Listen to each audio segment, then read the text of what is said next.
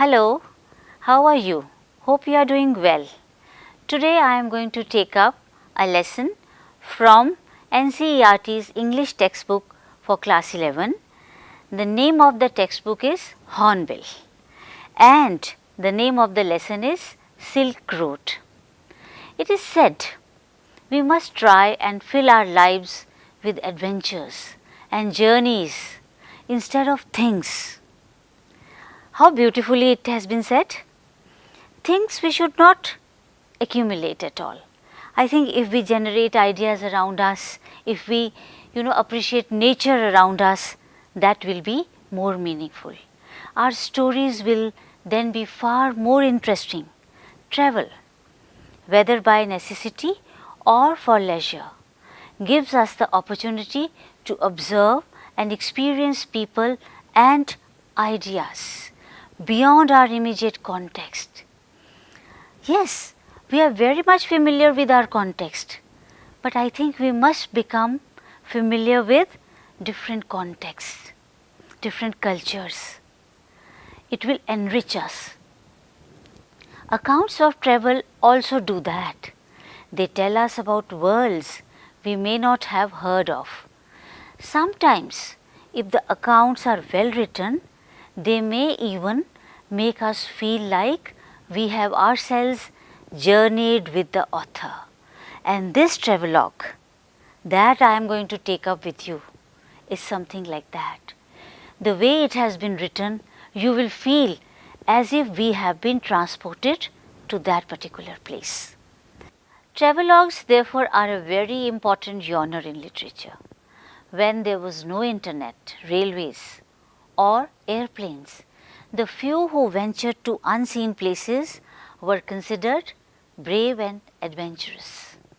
Yes, of course, they were brave, they were adventurous, but what was it that took them there? Their passion. They wanted to see those places. Therefore, they were not afraid to venture into unseen places. Their descriptions of their travels were studied by their contemporaries as they were repositories of new information, and today they are almost like time machines because they give us a glimpses and insights into the conditions of life long past. Things have changed. Even this piece was written long back. Things have changed over there also, but we come to know, we learn to appreciate that how difficult the things might have been at that time. Today, many popular travelogues are available online as blogs and posts on social media platforms too.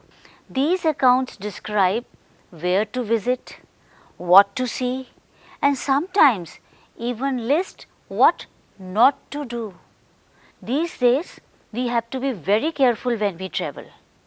We cannot litter the place, right? So, we have to bring back the garbage with us. Nick Middleton is famous name among travelogue readers and travel enthusiasts. This piece is written by Nick Middleton. He is an award-winning geographer, writer, TV presenter, environmental scientist and university lecturer from Britain.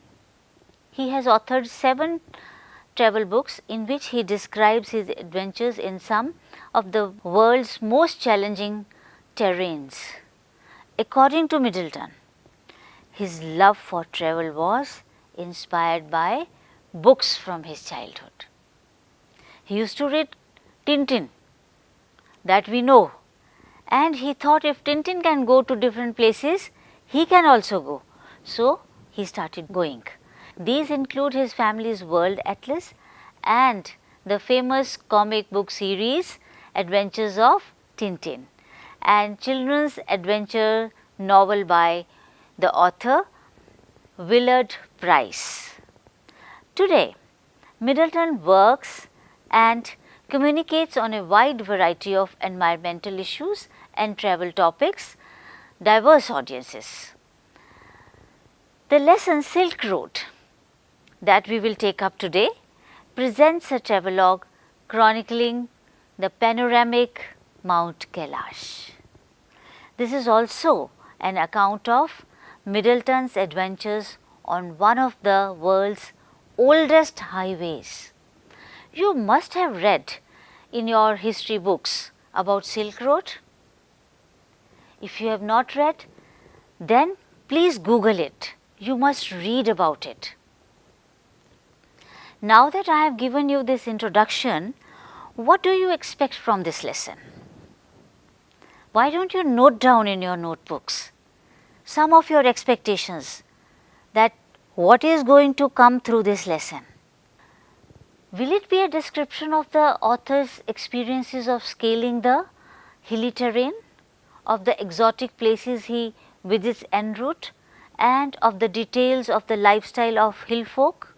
Or do you think he comments on the nature of English spoken by guides, the challenges of communicating with strangers? Perhaps he had to guess the meanings of words from other languages based on the situation and expressions, right? So, these are some of the things we will come across. How he negotiated language, how he went through that hilly terrain, what was his experience. So, we are going to take the journey along with him. Are you ready for the journey now? Please open your books on page 74 and we are ready to start the journey. Before we start reading, keep an eye out for these situations in the text. Now, are you familiar with these words and phrases? Ducking back, swath, career down, maneuvers, cairn of rocks, salt flats, billowed. These are some of the words that have come in the lesson. As you all know that we must try to get the meaning from the context. Well, if you don't get the meaning, then it's better to refer to the dictionary and find out the exact meaning as per the context. But try to get the meaning from the context. You can open page 74 of your textbook and identify the expressions I just used.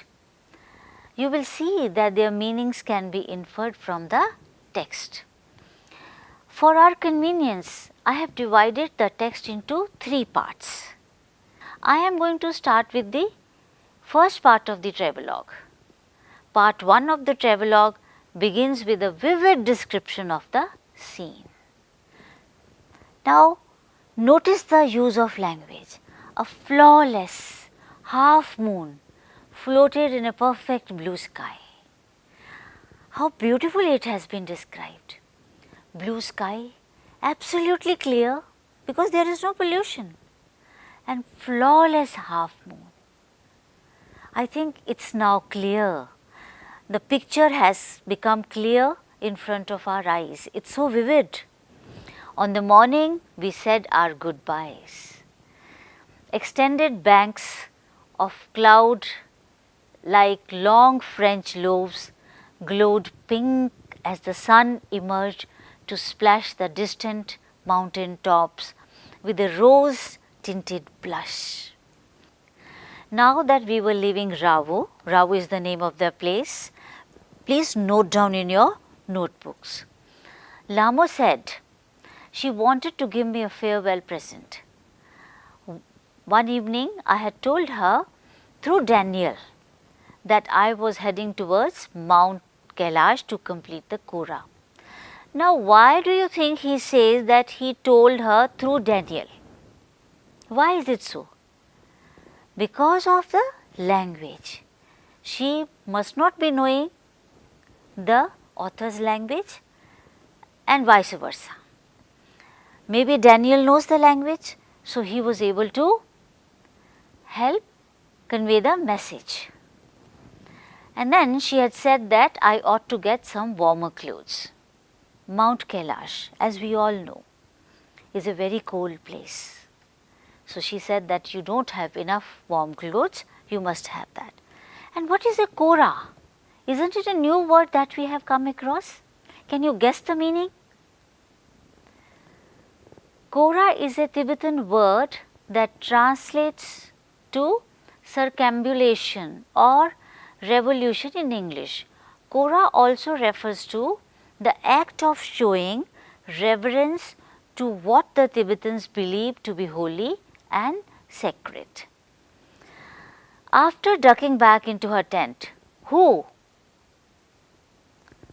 The girl who wanted to give warm clothes to the author.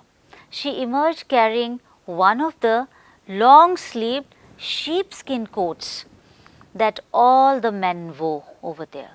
Sitan sized me up as we clambered into his car. Ah yes, he declared. Drokpa sir. This refers to the people who wander as nomads, shepherds in the region of Tibet. So Drokas, they have started their journey. So another word which is different is Dropka, which means shepherds or nomads, and that is their profession over there. We took a shortcut to get off the Changtang.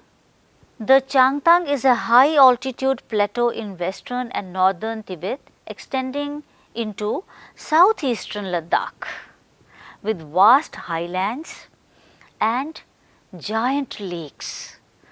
From eastern Ladakh, Changtang stretches approximately 1600 kilometers east into Tibet. As far as the province of Qinghai, it is the home of the Changpa nomads. Changtang Plateau. Let's pause here for a minute and let's try to understand what is the situation today, because many visitors are going there. People have been traveling to these places. When I was looking for the advisory, I found the following things. It says, Changtang Plateau is a depopulated zone. Make sure your driver or your guide had toured this place before. It's easy to get lost. That was true at that time also, and this is true even today. Second thing, you have to be very strong to go through the Changtang Plateau adventure. Make sure you are capable of this rough trip. Now, why is it rough? Rough doesn't mean in terms of that it doesn't have good roads, because high altitude, you might get breathing problems. So, you have to be a strong person. Another thing that I came across was, before entering the depopulated zone, prepare yourself some clothes, food, water and some necessary drugs. These things are not available over there. Therefore, one has to go there prepared. There are more things to it. It says, whether you drive there or rent a SUV, do choose a good one with GPS. Why? Why do you think so? Because there are chances that, one might get lost. It also says, because this zone is a nature reserve, you do not want to litter around. Bury the biodegradable waste and take the non-biodegradable waste out of the plateau. Clear-cut instructions are given to the tourists. I think it is the responsibility of all of us to keep this planet clean. It also says, mind the wildlife living there. We must not disturb them. So, I was looking for Tangzang plateau. How do people go there? Why do people go there? And I came across these instructions, which I thought I must share with you, because they are applicable to us even today. Let's continue. Sitan knew a route that would take us southwest, almost directly towards Mount Kailash. So, that means the driver of the vehicle, Sitan, was well versed with the area. he knew how to reach Mount Kailash. It involved crossing several fairly high mountain passes. He said, "But no problem, sir," he assured us, "if there is no snow." "What was the likelihood of that?" I asked. "Not knowing, sir, until we get there." Students, whenever Sitan is speaking, underline those sentences. Later at the end of the lesson, we will discuss about difference in language. Let's continue. From the gently rolling hills of Ravu, the shortcut took us across vast open plains with nothing in them except a few gazelles that would look up from nibbling the arid pastures and frown before bounding away into the void. They did not like the disturbance of the vehicle. Further on, where the plains became more stony than grassy, a great herd of wild ass came into view. Sitan told us we were approaching them long before they appeared. "Kayang," he said, pointing towards a far-off pall of dust. "Kiang." It is the wild donkey species that can be found in the cold region of Tibet. It is also found in Nepal and India, in the regions that have low temperature and snow. When we drew near, I could see the herd galloping en masse, wheeling and turning in tight formation as if they were practicing maneuvers on some predetermined course. How beautifully the author has described, as if those animals were practicing maneuvers like some military formation. Let's continue. Plumes of dust billowed into the crisp, clean air. Plumes of dust. Generally, plumes are used with birds, but here he is saying plumes of dust billowed into the crisp, clean air. As hills started to push up once more from the rocky wilderness, we passed solitary drogpas, tended their flocks, sometimes men, sometimes women. These well-wrapped figures would pause and stare at our car, occasionally waving as we passed. What a lonely life! When the track took us close to their animals, the sheep would take evasive action, veering away from the speeding vehicle. We passed nomads' dark tents pitched in splendid isolation. Splendid isolation. Underline the words. How beautifully the author is using the words to describe even isolation. Usually with a huge black dog, a Tibetan mastiff standing guard. So along with the sheep they had dogs. And which breed? Tibetan mastiff. The Tibetan mastiff, Dokhi, in Tibetan originated as a herding and guarding dog for the nomads of Tibet and as a watchdog in Tibetan monasteries. The Tibetan Mastiff is a distinct dog breed that was bred as a flock guardian in the high altitudes of the Himalayas and the Tibetan plateau. These beasts would cock their great big heads when they became aware of our approach and fix us in their sights. As we continued to draw closer, they would explode into action, speeding directly towards us like a bullet from a gun and nearly as fast. So these shaggy monsters, blacker than the darkest night, usually wore bright red collars and barked furiously with massive jaws. They were completely fearless of our vehicle. They would charge at the vehicle. They had no clue that the vehicle could harm them, but they would charge, shooting straight into our path, causing Sitan to brake and swerve. The dog would make chase for 100 meters or so before easing off, having seen us off the property. So, they were aware of their property and nobody should come on that property. So, they were guarding it very well. It was not difficult to understand why ferocious Tibetan Mastiffs became popular in China's imperial courts as hunting dogs, brought along the Silk Road in ancient times as tribute from Tibet. So, now we can understand that why these dogs were used in ancient times also. By now we could see snow-capped mountains gathering on the horizon. We entered a valley where the river was wide and mostly clogged with ice, brilliant white and glinting in the sunshine. It was shining. The trail hugged its bank, twisting with the meanders as we gradually gained height and the valley sides closed in. How beautifully he is describing the entire journey. One feels as if we are also there. We can see through his description.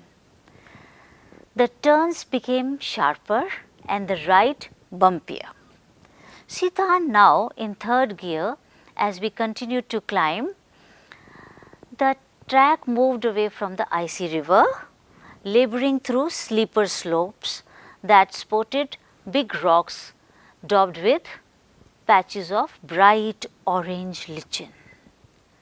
Bright orange lichen. Beneath the rocks, hunks of snow clung or in the near permanent shade. Now, what is a lichen? Orange colored lichen. Lichen is a composite organism that emerges from algae or cyanobacteria. You have seen algae, it can be green in color, but there it was orange in color. Patches of bright orange lichen, they were seen on the hills. From here on, the author is going to describe his physical condition. Till now he was talking about the scenery, the things that he was coming across. Let us see what he has to say. I felt the pressure building up in my ears, held my nose, snorted and cleared them.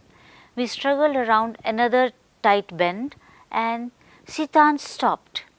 He had opened his door and jumped out of his seat before I realized what was going on. He said, "Snow," said Daniel, as he too exited the vehicle, letting in a breath of cold air as he did so. A swath of the white stuff lay across the track in front of us, stretching for maybe 15 meters before it petered out and the dirt trail reappeared. The snow continued on either side of us, smoothing the abrupt bank on the upslope side. The bank was too steep for our vehicle to scale, so there was no way round the snow patch. I joined Daniel as Sitan stepped on to the encrusted snow and began to slither and slide forward. Very dangerous, stamping his foot from time to time to ascertain how sturdy it was. I looked at my wristwatch. We were at 5,210 meters above sea level. So, situation was now difficult for them. It was icy snow, it was not snow, it had become ice. Now, how do they move on? Now, they are going to assess the situation. Let us see what they have to share with us. The snow didn't look too deep to me, but the danger wasn't its depth. Daniel said, so much as its icy top layer, if we slip off, the car could turn over. He suggested, as we saw Sitan grab handfuls of dirt and fling them across the frozen surface. We both pitched in, and when the snow was spread with soil, Daniel I stayed out of the vehicle to lighten Sitan's load. He backed up and drove towards the dirty snow, eased the car onto its icy surface and slowly drove its length without apparent difficulty. 10 minutes later, we stopped at another blockage. "Not good, sir," Sitan announced as he jumped out again to survey the scene. This time he decided to try and drive round the snow without throwing any dirt on it. So, this is how they were trying to go through the ice, which was very firm.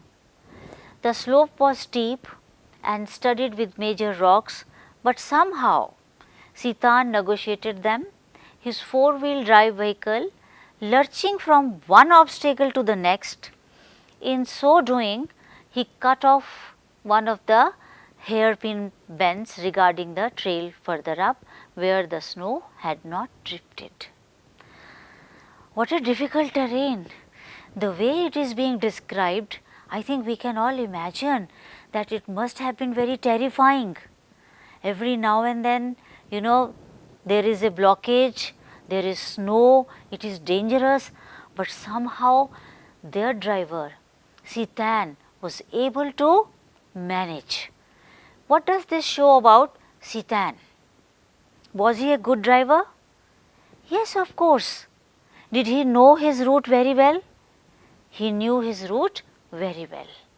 And these days also, when people plan their journey over there, this is the first instruction that is given to the tourists.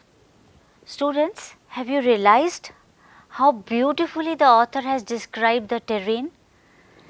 The terrain is so terrifying, so difficult. With this, we have come to the end of this session.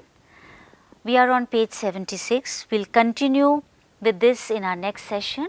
In the meantime, please read the travelogue on your own, and I am sure you will enjoy reading it. Thank you.